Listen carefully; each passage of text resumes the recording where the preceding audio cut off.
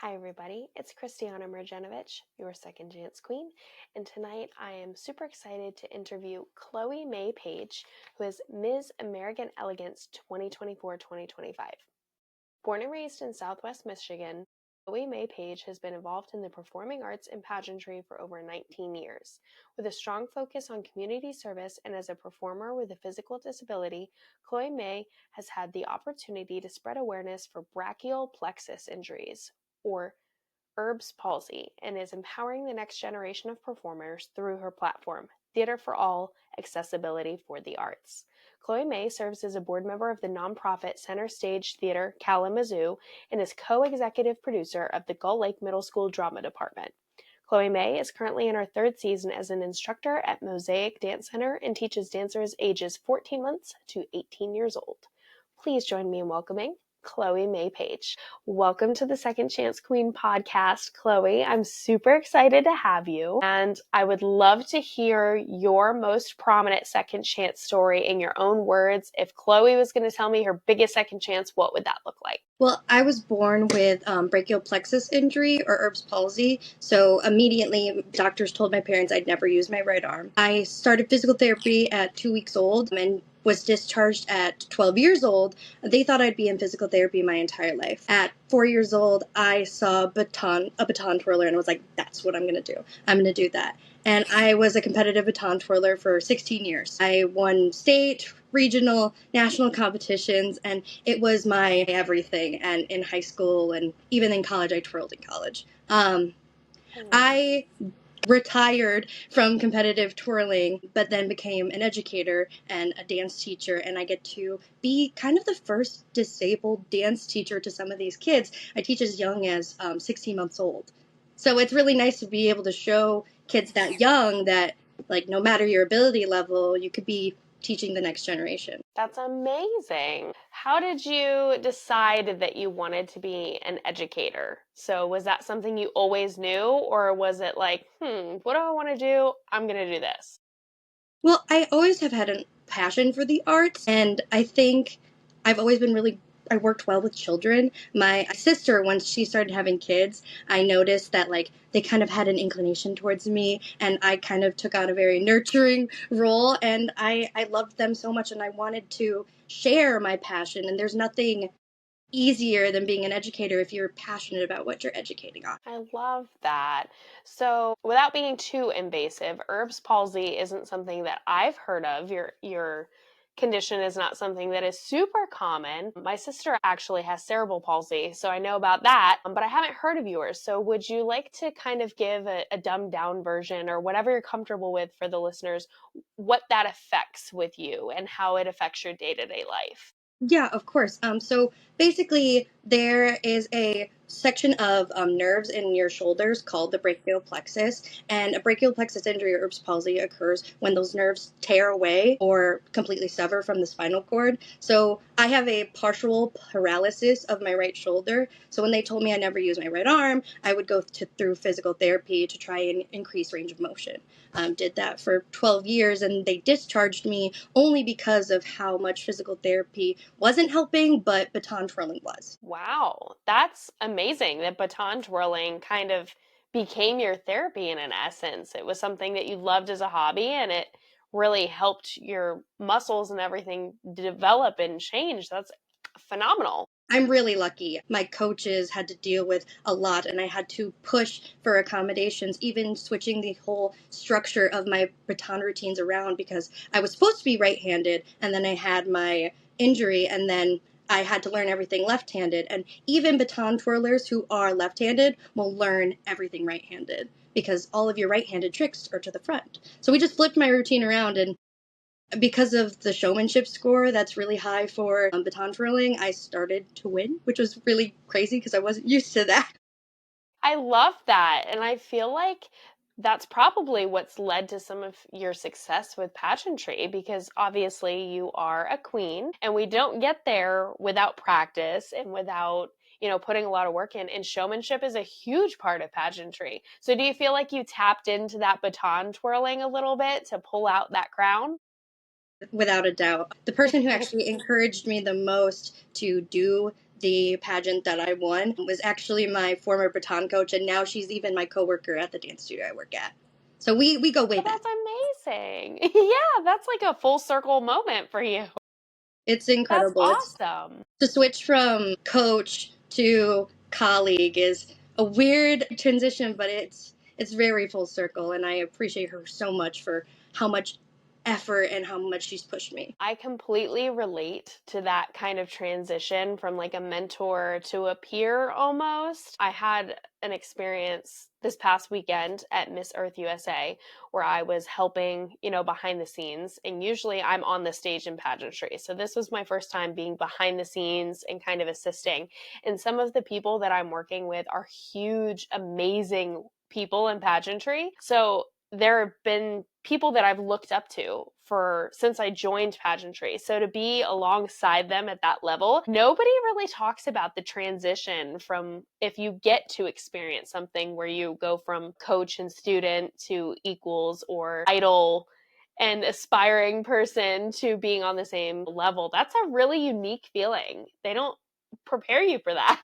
They don't prepare you for the imposter syndrome that comes with it too. It's like, I belong here with these people. These people are incredible. They've always Yes. been incredible. Oh, I belong here in that. Imposter syndrome is something that I've talked about in a couple episodes. It always seems to creep in there, but I think at one point or another, almost everybody experiences it, but it's not something that you hear about until you're in the middle of it and you're like, what am I going through? And you hear, oh, that's imposter syndrome. And you're like, what the heck is that? So is there anything that really helped you to overcome that imposter syndrome? Is there something that, kicked in and made things click for you, or is it something you still kind of struggle with?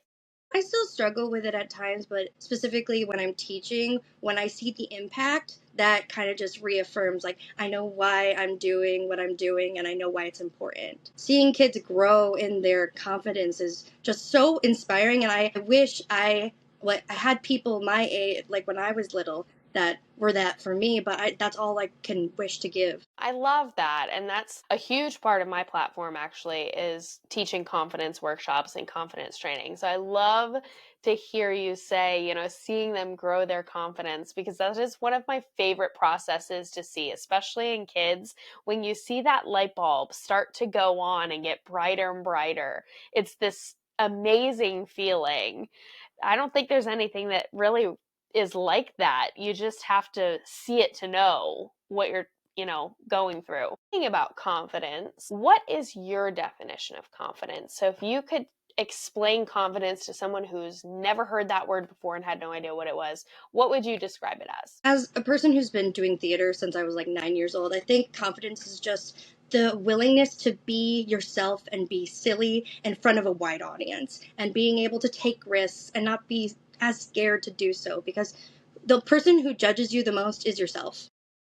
And we're all just trying to be ourselves. Honestly, that is such a unique definition. I ask this question every episode. So as you can imagine, I hear a ton of different variations of what confidence is. And I love that one. I haven't heard that one, but it resonates a lot with me. So that's a really cool one. Would you say that your diagnosis is something that you consider a catalyst for being resilient? Or is there something else that you've experienced in your life that you can look back now and say, that made me a really resilient person?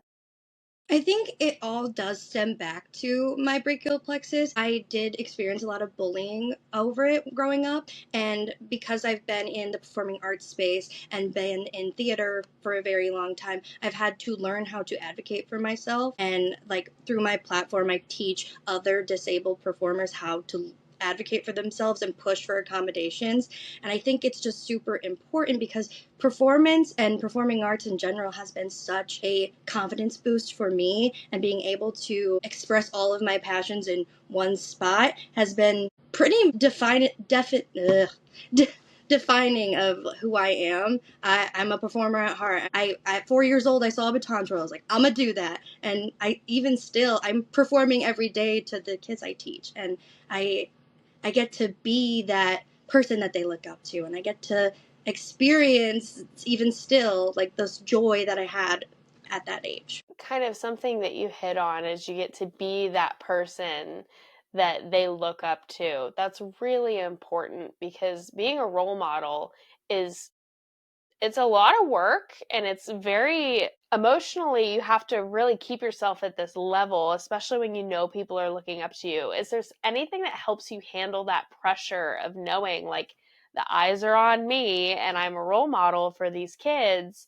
Is there anything that helps you kind of keep the pressure off and feel relaxed, or does the pressure not get to you at all? I wouldn't say it gets to me. Because I have a physical disability, I've always kind of felt like I've had eyes on me. Like, oh, there's something going on there. So it really has just kind of been my normal. And that kind of does sound sad to say, but it doesn't really bother me because I'm a performer. So if you're looking at me, I'm gonna give you something to look at. Do you feel like your disability has impacted your abilities in pageantry at all with walking or performance or anything like that? Or do you think that it's just part of you and obviously you won a title, so it's not like it's held you back at all. But have you had moments of fear that it would hold you back?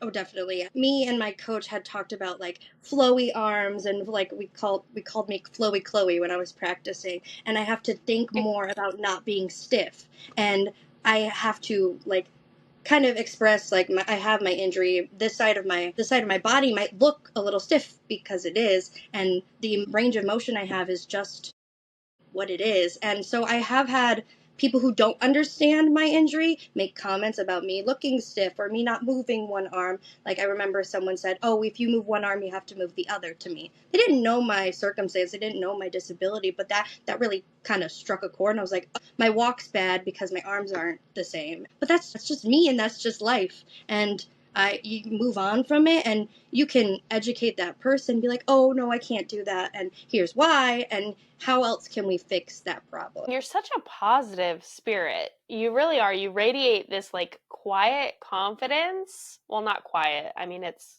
confident, but you have this warmness about you that I think comes across to people, and I love that you use it as an opportunity to educate instead of being offended, because a lot of times if we have I've seen disabilities and I have several of them. They're not physical, but they are mental. And those, if you can't see them or if you do see them, sometimes people don't understand. And you kind of have to not get offended and explain and educate. And sometimes that can be difficult. And you seem to balance that very well. So kudos to you because that can be difficult. It was a process to do. I i used to be led by my emotions, and as I've gotten older, I'm like, okay, it's more important to protect my peace than someone else's. So, with pageantry, obviously, there's several aspects. There's a lot of things that go into scoring.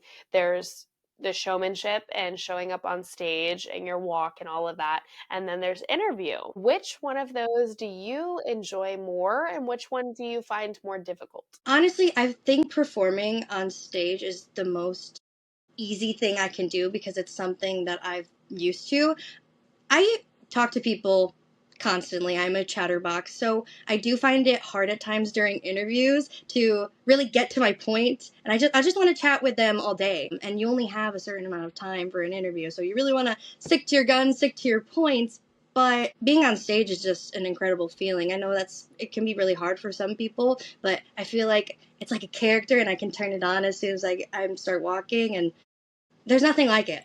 There's nothing like it for me. I'm the same exact way. I can be backstage and I'll just like have the jitters or be kind of like nervous and, I get in that headspace. But when I hit that stage, it's like the second my feet know that they're being seen, there's a character that comes out of me. And she is the most confident. Like I can be scared out of my mind backstage. But when I hit the stage, she is a diva and she will saunter across that stage like, yeah, you better look at me. And so I think it's so funny you have that same kind of experience almost. I feel like I black out, and I'm like, okay, and then I come back once I'm like, I don't know what just happened. I don't know if that was good. And they're like, you did great. I'm like, okay, sure. I love that you said that because the very first pageant that I did last year, I threw myself headfirst into, at the time it was called Mrs. USA Earth, which is an extremely competitive system. And I just was getting into pageantry, had no idea what to expect. And then I show up and realize, okay, this is like never throwing a baseball, walking into the major leagues to try and play a game. And so I blacked out on stage and I had no idea. Thank God my family in the audience was recording, because I was texting them the second I got backstage and I'm like, I have no idea what I just did up there. Can you tell me? And they're like, yeah, we recorded it. So I was able to watch it back, but it's funny because I haven't heard anybody else really say that they black out on stage, so that makes me feel better. My last pageant, I didn't black out so much, so I think as I do more, it'll probably not black out. I mean, you're a theater person, so do you have that same experience when you're on stage for theater, or is that a little bit more in your comfort zone, so you don't black out there, but you do it with pageantry?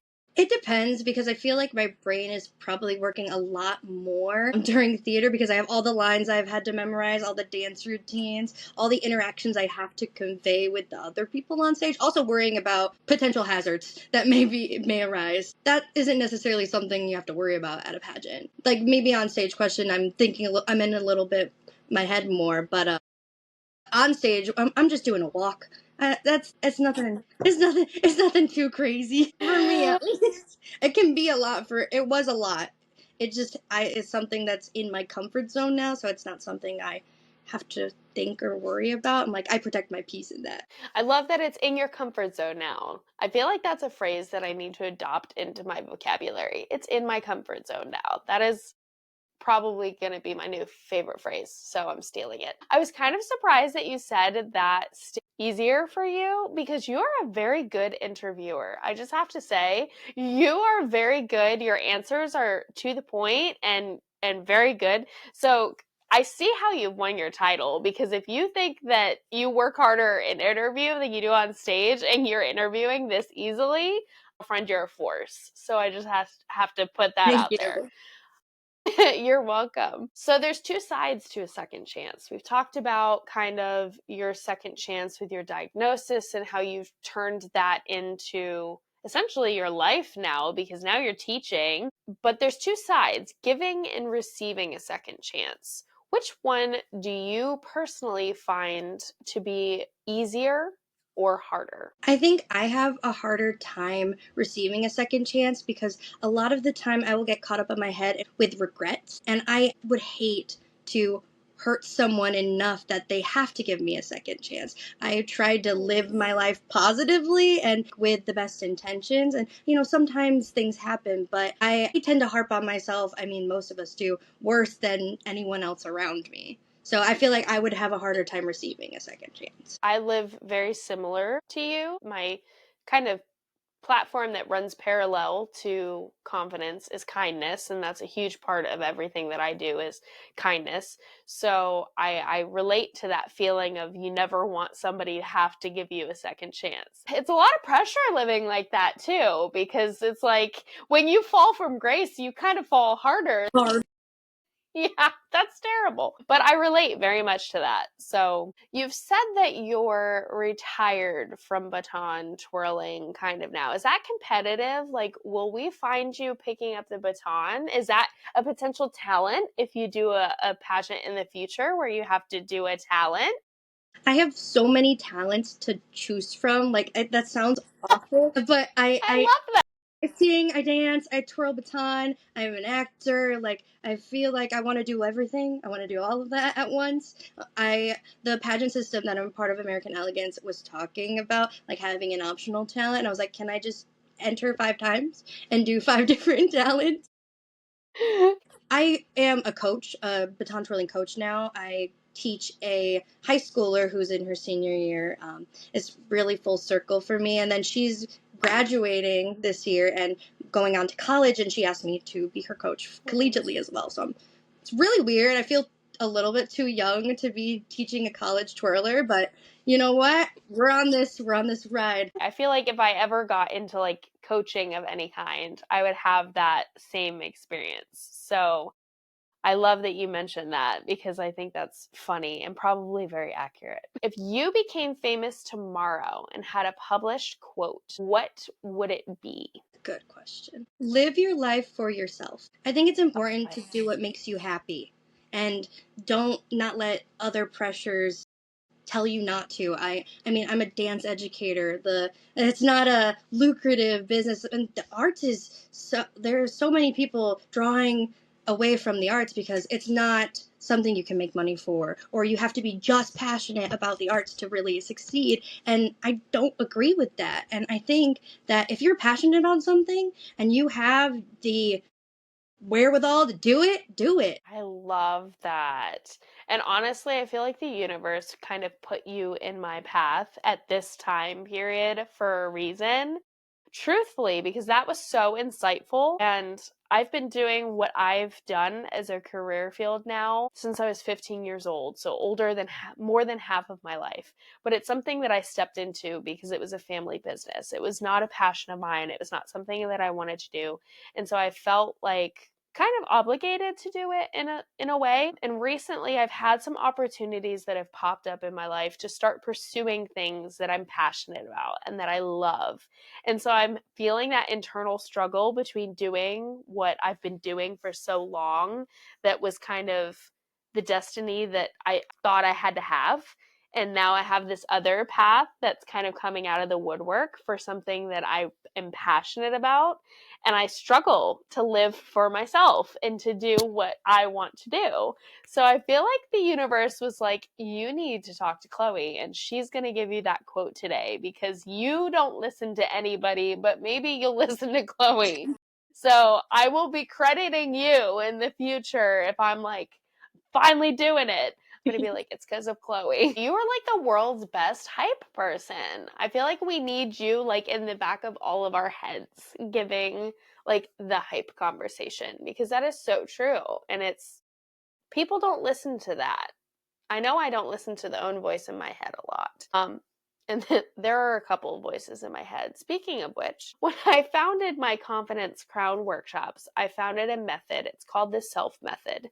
So, something that I love to do is ask, I'll tell you the 4 components to the self method of confidence building. And I'd love to hear which one of them resonates with you the most, because it's always interesting to hear which letter connects to somebody.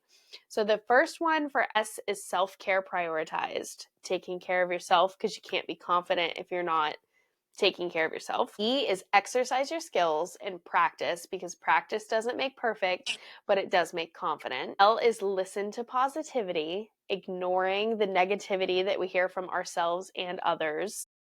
And then F is fake it till you make it and you will.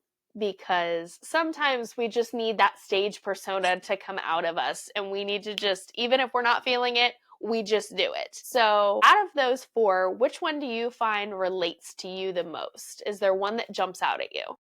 I would say E, definitely exercising and practicing. I think I teach with my kids, I teach practice makes permanent. So what you do is how it will be. So like in theater, if you're practicing and you're not giving it your all, you go on stage, you're not going to give it your all. You do what you practice. And I think it's important to push yourself 100% even when you're practicing, because how are you supposed to get better? That is very true. And it's like muscle memory. And that's a part of, practice making confident too. Practice making permanent is because it is. It becomes the more you practice something and how you practice it dictates how you're going to perform it. If you practice it and you're not practicing it 100% or you're practicing it wrong, you're going to perform it that way. So that's a very good, I haven't heard that before. And I do like that. That's accurate, especially for me. Because I don't know about you, but like I need to practice something physically to kind of get it down.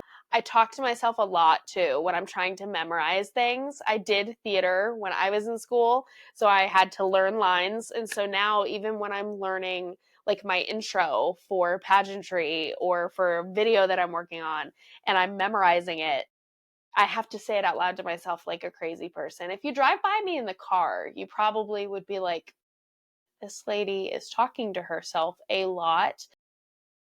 Isn't It that normal? works. Isn't that normal?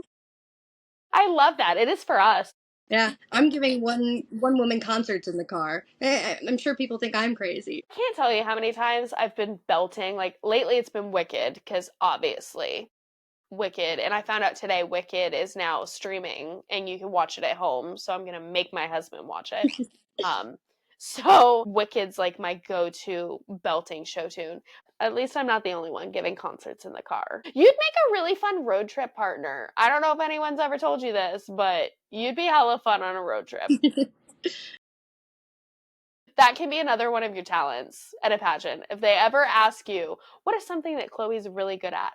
Road trip partner. Do you find that having a physical disability has impacted or made it harder to build confidence in any way? Or is it something that you kind of accepted from an early age and that's how it's always been? And so you didn't feel it any more difficult than other people would have building confidence?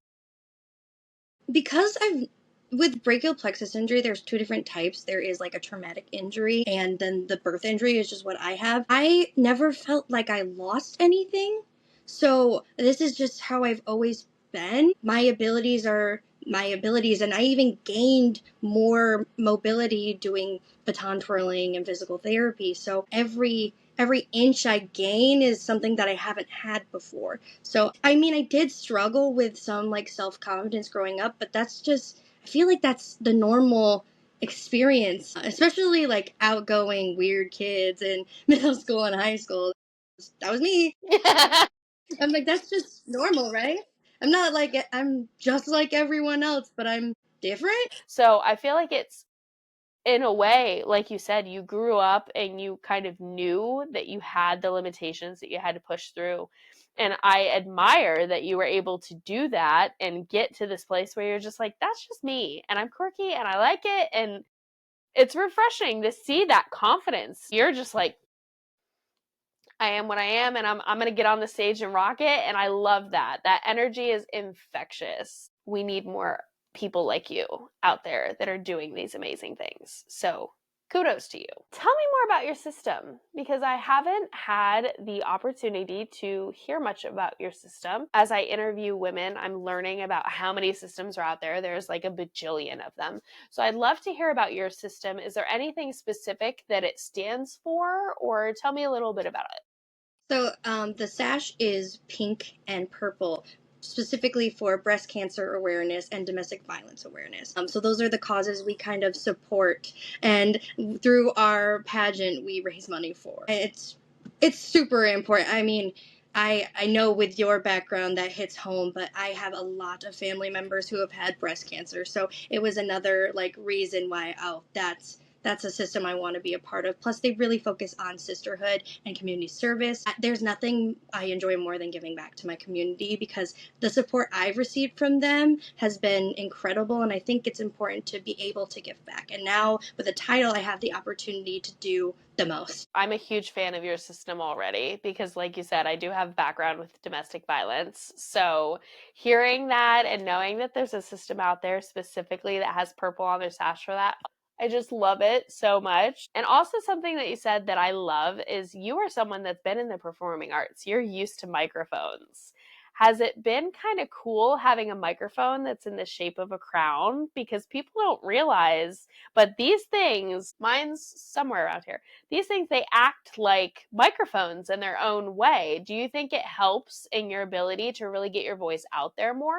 I think so. I don't really have a hard time putting myself out there, but I think I bring a different perspective to the crown. I'm like, now that I have this I can do feel like I can do so much more. And I want everyone to know about this pageant system. I want everyone to know about my platform. I want everyone to know who I am about and what's important to me and what should be important to everybody. I really love that system and I love that mindset, and that's really important. And it's great to find systems that focus on community service. That's like where my heart lies.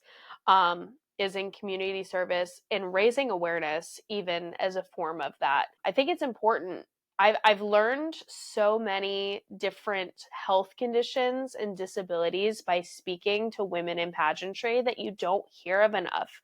I mean, herbs palsy is not something that is like I mean, if you think of autism, people have an idea of what autism is. You think of breast cancer, people obviously know what breast cancer is. But Erb's palsy isn't something that you hear of. And I think it's so great to have someone in the spotlight with a crown on her head that has it and can bring awareness to it, because there are parents out there that are going to find out that their little one has it and have no idea what it is.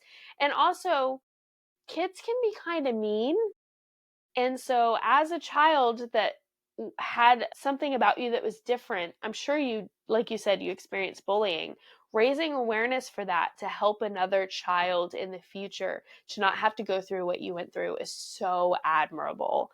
And I think it takes such a special person to do that and to raise that awareness. So, thank you for raising awareness for that, because you've overcome it. You used something outside of the box like baton twirling to really help yourself grow physically, but also now to help yourself grow personally, you're using it and spreading awareness with a platform. And I love that you're doing that. I think it's so important. And I feel like you beat the odds, because so many people, if they have some sort of physical limitation or mental limitation sometimes too, but mainly physical, they shy away from that spotlight. They want to be invisible. They want to kind of blend in and not stand out. And you did the complete opposite with that. And I love that. Is that how you've always been? Or was it kind of like a mindset shift where you're like, no, I'm going to go out and do this? Or was it just like, you know what? This is how I am and I'm going to have fun with it? It was definitely a mindset shift. When I started becoming an educator, I wanted to be a good role model, especially to others who may have a physical disability. I want to empower people with disabilities to seek out the spotlight, because I find joy in it, and I'm sure there are other people that would too, and there's nothing like it. And when you find your passion, and when you find something you truly love, I think it's important that you share it, and you can share it with everyone that may be interested. You remind me a lot of one of my good friends that I actually danced with in high school. Her name is Sarah Battaglia, and she is in, I think, the American Women of Service is how you say it, AWOS, or I think it's IAWOS. But she owns a nonprofit called Dancing for a Difference, and she had a hip injury. She was a dancer, and she was in college for dancing, and she got injured in her hip, and she couldn't dance anymore. And so she kind of pivoted her career field and went into teaching disabled children how to dance and opening a studio that was completely inclusive for those that are physical and or mentally disabled. And you guys are very similar. You have very similar hearts, and I love that, because I love seeing role models that are being advocates for those that are physically disabled and those that maybe don't know how to use their voice. I think it's so important that they have someone that is willing and able. So a huge kudos to you. You guys are very similar in that, and I love her and I love you for that. So that is really important, and the work that you're doing for those kids is definitely changing lives. So hats off to you. I adore all of the work that you do. So obviously you love your system, you love your title. Is there a dream title? You know, some girls grow up thinking like, I'm going to be on the Miss USA stage one day, or whatever it may be. Is there a dream title that you have, or are you just happy with the system you're in and like that's your dream title? I haven't thought about it yet. I mean, I won my title in November, and I'm thinking about next steps. I'm so on track for my title right now. I'm promoting my system. I don't know. I haven't been involved in pageantry as much as I have been with like baton twirling and theater. I did like the occasional pageant growing up, and then as an adult, this is the first pageant system I've ever been a part of. So I'm like, I don't know. Well, I don't know what's next, and it's kind of exciting to not know, because I'm such a planner, and I'm like, okay, this is what happens next, and like my pageant planner of appearances is like insane. I'm like, okay, I have an appearance each week, and I'm like, okay, it's nice to not know what happens after November once I give up my title. It's like a release. I'm such a planner too, and I get that. Do you ever experience burnout? because being someone that is a planner and has a lot of, things that you're going to and a lot of things that you're doing with your title, is there ever a time where you experience burnout, or have you figured out how to balance it to where you keep yourself from getting to that point? I definitely have experienced burnout. I mean, with the break, coming back from the break, I'm like, I feel my, what I like to say, I've lost my spoons for the day, where I've given my allotted amount of effort that I can, and that everyone's spoons are different. But I think it's important. I really try to focus on self-care, especially with my injury. I can overextend, and it can get like debilitating with pain. So I try to balance it out, but I like to do the most, unfortunately. So I try to prioritize. I really like in the new year. I really prioritize self care, like being able to sit down and read a good book. I've read 7 books this year already, which is a lot for me. Holy cow! Like in 2025, you've read Yeah, 7 books already? Oh, I've had a lot that of is reading during break. impressive. I love that because I love reading. I have a library actually in my loft. So I am all about reading, but I'm so jealous that you've gotten to read 7 books. I don't think I've gotten to read a chapter yet in 2025. So kudos to you. Is that your favorite form of self care? Yeah, definitely. I think I don't have like a mind's eye, like it's called aphantasia, so I can't like visualize things, but I really love, like I love audiobooks. I love listening because I feel like it's easier for me to get immersed into it. And I don't know, it's just so nice to be transported to like a different world and a different experience, and like to see someone else's lives through their eyes. I'm like, oh, I love that. So tell me more about that because I did not know that was a thing. Like my brain is such a vivid, I can picture anything at any time. Like I could We could probably go down a replay rabbit hole. movies in my head. Really? So tell me about this. Okay, so What do you see in there? like you have aphantasia. It's a spectrum from aphantasia to hyperphantasia, where people can like conjure up images and like present it without even closing their eyes, and they can see things. Like it's incredible. You can rotate an object 360, change a trait about it. That's really cool. I could never think that someone could do that. And then you have the whole spectrum to aphantasia, which is completely no mind's eye. So like when I close my eyes, it's dark. I have an internal monologue. And I can list facts about things, but I don't see anything. I see the inside of my eyelids and like the sparkly stuff you see when you close your eyes. Okay, first, I love that you said the sparkly stuff because I have wondered if I was weird for being No, able I to don't think see, you like, I call it the fuzzies on the TV. Like, are. and when I'm super tired, sometimes my eyes do that when I'm awake, and I'm like, oh, I'm seeing the fuzzies. And my husband's like, what are you talking about? So thank you for No, it's a normalizing normal that. thing. But also, I'm on the other end of the spectrum to you. Like, I don't even have my eyes closed right now, and I can picture like an apple and turn it 360 degrees and see what it looks like, just like it's floating in the air. You, there's people that can't do that. Yeah, it's insane. I could go down this rabbit hole. I've done a little bit of like looking into it, and trying to explain it is so interesting because everyone has such a different experience with it. It's just how our brains work. Like, I'm mind blown right now. Don't dream at all. So I mean, What? like That visually, is I don't so dream. Sometimes I have cool. like a feeling, like I can feel something, but it's not visual at all. Like, that is just mind blowing that people's brains are so different to me. Like now all night I'm gonna be Googling this for the next like 3 days. I think I found my new hyperfixation, so thank you for that. ADHD is about to take over and start driving the roller coaster. People wouldn't expect that from me because I am so creative and because I do Yeah. choreography for dance. They're like, "How do you come up with this stuff?" I have to actually do it to be able to see it. If that makes sense. Like I can't think of choreography in my head. I have to perform it. That is literally mind blowing to me. As someone who like used to choreograph stuff as well, I would see it in my brain before I would put it out. So it is just, oh, that is so cool. Like, I'd love to trade spots for a day. Something fun that I love to do with everybody that I interview is I ask, other than myself, if we could designate a famous person as an honorary second chance queen, who would you designate and why? I think I would do Taylor Swift because she's gotten a second chance to re-record her music and really own what she's making. Plus, she's adding value by more music. Oh my gosh, I'm desperate for the last two re-records. If she sees this, please. I'm on my knees for it. Please. I think I've mentioned Taylor Swift in every episode of this podcast. So, She's an like, icon. Tay, come on. She is.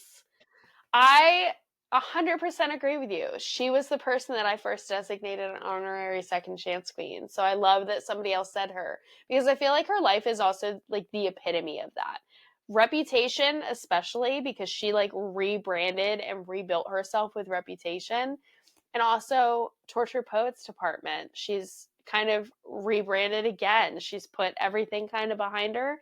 And now she's living out her fairy tale, which I relate to because I feel like I experienced something very similar. And now I have my husband. So, like, I always tell my husband, you're my Travis. Is there anything that we haven't touched on today that you'd love for people to know, whether it's something about your condition, whether it's something about your role as a teacher or a message that you want to send, or something about your system? Is there anything left unsaid that you'd really love people to know about Chloe Mae Page? Other than through my platform, Theater for All, I try to empower those with disabilities, but I also educate people on how to implement accommodations or what accommodations can really be given for the theater. I think like with cast and crew, you can change choreography. Can have costumers avoid certain fabrics for those with sensory issues. You can assign peer mentors to help guide cast on stage and make sure that they're comfortable while performing. And then like for patrons, I think it's important. We at the theaters, we do sensory friendly performances. Like we'll have our normal stage projection, but we have sensory friendly where the lights are dim and the sound is lessened, and that the big visual effects that might scare some people, or like if we have flashing lights, like those with epilepsy, they'd be able to go see the sensory friendly performance because we wouldn't include those. Also providing ASL interpretation and audio description services, which I had the opportunity to get trained in for theater, and I'm audio describing my first musical next month, and I'm super excited about it, but I'm a little nervous, but I took a few classes, so I'm trying to feel prepared. But I think it's important to encourage more participation in the arts because it does kind of feel like an island on its own sometimes, where we want to welcome everybody, but there are certain barriers in place that kind of make it hard to be that inclusive spot. I think that is so important to make it accessible for those to witness it, but also those performers. If you could see or you could put on any stage production of any show with a cast of all abilities, what show would you do? I really have a soft spot for the musical Seussical. It's a Dr. Seuss based musical. I've been in that show twice now, and it just the whimsical nature of it and how it really the message of the show is a person no matter how small. But in my brain, like in my kid brain, I was like, a person is a person no matter their ability, no matter where they come from. And I think it's important to keep sharing that love and that whimsy, and also it helps read, like with the little kids in the shows, they are like, oh, this promotes reading because it's Dr. Seuss based. I'm like, oh, here's a book about your character's in a book, you're playing a book character, isn't that cool? Amazing. I love that. So, what is your favorite role that you've ever played? And is there a dream role that if you could have this role, it would just make everything for you? I think my favorite role I've ever played was I played a character named Olive in the show called the 25th Annual Putnam County Spelling Bee. It's a big mouthful of a show. It's a really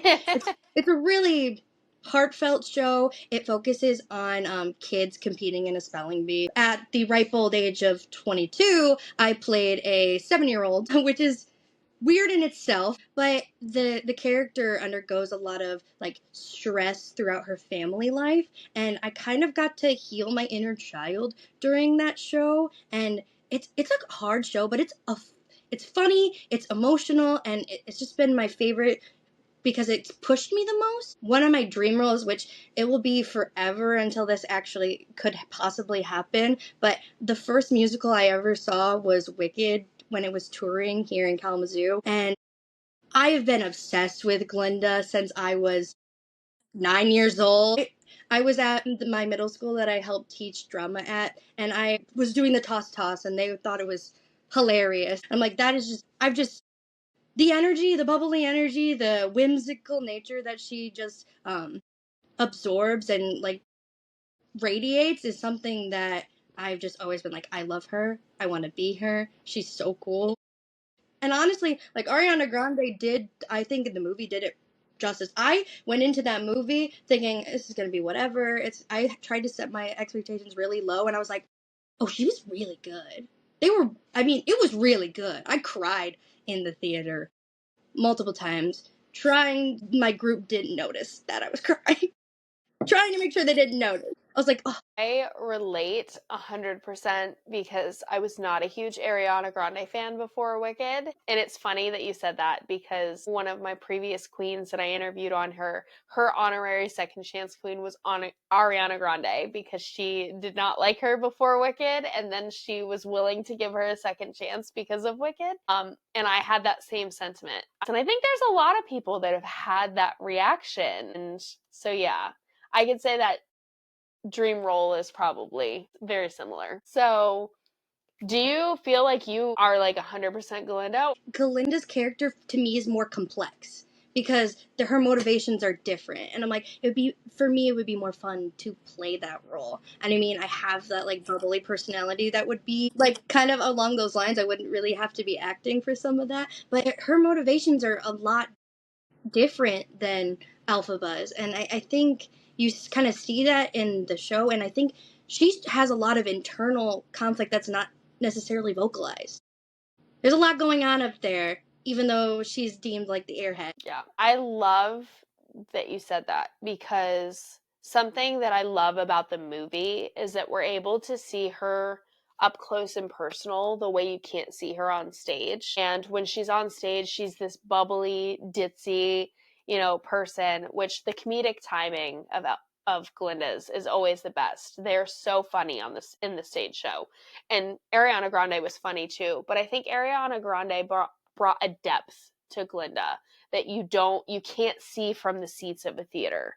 So it was nice getting the advantage of seeing that up close and kind of seeing those complexities play out on the screen, and especially in the opening sequence where they're singing No One Mourns the Wicked, and you see her internally like struggling because that was her best friend. That scene I was emotional wreck for. I think Ariana Grande did beautifully with that scene with the acting portion of that. I mean, she did phenomenal. But that depth that you're talking about in the character and the complexities is 100% true. And I think that would be very challenging to play too. So you kind of changed my mind a little bit. I always wanted to be Elphaba, but honestly, Glinda does sound more fun now that you put it that way. I'll have to think about that. They're both great. Yeah. There's no wrong choice. They're very different. Yeah. And I feel like, too, experiencing your physical disabilities, you probably can relate to Elphaba and how she's treated and how she feels on a personal level, too. So I can imagine that you would probably be happy playing either one. Definitely. Tell us a little bit, for anybody that's listening that doesn't know about your platform, Theater for All Accessibility for the Arts. Is there anything specific that you would like people to know about that platform? Is there a specific goal that you're working towards? Is it like a program you want to see in every theater in the future? Or what would your ultimate goal be for that? I think just expanding the conversation of inclusivity in theater. I am a board member for Center Stage Theater Kalamazoo, which is the only theater in the area that everyone who auditions for a part gets in, giving the opportunity to everyone to really experience the stage. And then I also implemented that philosophy in the middle school program I helped manage. I think it's important to be able to get yourself out there and give these kids or even give these adults the experiences that they so desperately crave. The audition process can be so debilitating for everyone. And I think when you take the pressure off and say, everyone who auditions today gets in the show, the environment completely changes. And the camaraderie you'll see in the cast is just incredible. And I would love to see more theaters doing all-inclusive productions, which is a feat. And like costuming is like triple what it would normally be. And you have less space on stage because you have so many bodies. But I think it's important to let these people experience maybe a bucket list item. That's a really special way to look at it. And making theater accessible for more people is important, because at one time we thought theater might be a dying art, especially when COVID hit and the pandemic happened and Broadway was shut down for so long. We really didn't know the future of theater. And I know it was a big scare for me that maybe it was never going to return. I'm not sure how you felt at the time, but it's important. We're getting into an age where everything's CGI and it's so technical. They're replacing real life with these technological advances, which sometimes it's great, but are you concerned about the future of theater? Is that something that you worry about as well? Or do you think theater will always be here to stay? I think as long as people remain passionate about it and passionate about performing, I don't worry. I think a lot of artists specifically carry so much like pressure to really put their art on display, and I think that's why it will never die, because there's such a difference between something that's computer generated and something you see live. Even a TV show is way different, or a movie is way different than seeing a show. There's nothing there isn't anything like it. You can't bottle that up. You can't a pro shot doesn't show you all the intricacies going on stage. I feel very similar. I mean, seeing Wicked, the movie, had its pros to the stage show for sure. There was more complexity, there was more things that you could pull in, and more detail and really immerse in the world. But at the same time, seeing the stage show is just different. It's just, you feel it in the air, you're completely immersed in the characters, up close, and it's a different experience. I do love how the movie used real sets the way older movies did. I think that was a huge success with that movie. I hope to see more movies go back to that, to be quite honest. But yeah, there is something different about seeing theater, and I hope you're right. I hope that we never have to worry about it going away, because as long as there's little girls dreaming of being Elphaba and Glinda on a stage one day, I think we'll be okay. If you had to leave a message for a little girl out there who maybe has a physical disability or limitation, or she's just different and she's not sure of her skills, she's not sure if she can do theater or if she can do anything. I mean, you probably never expected you'd be baton twirling at a competitive level. What would you say to that little girl if she has big dreams that she doesn't think she can accomplish? At some point everyone thinks what they want to do is impossible, but if you think what you're going to do is impossible, why not try?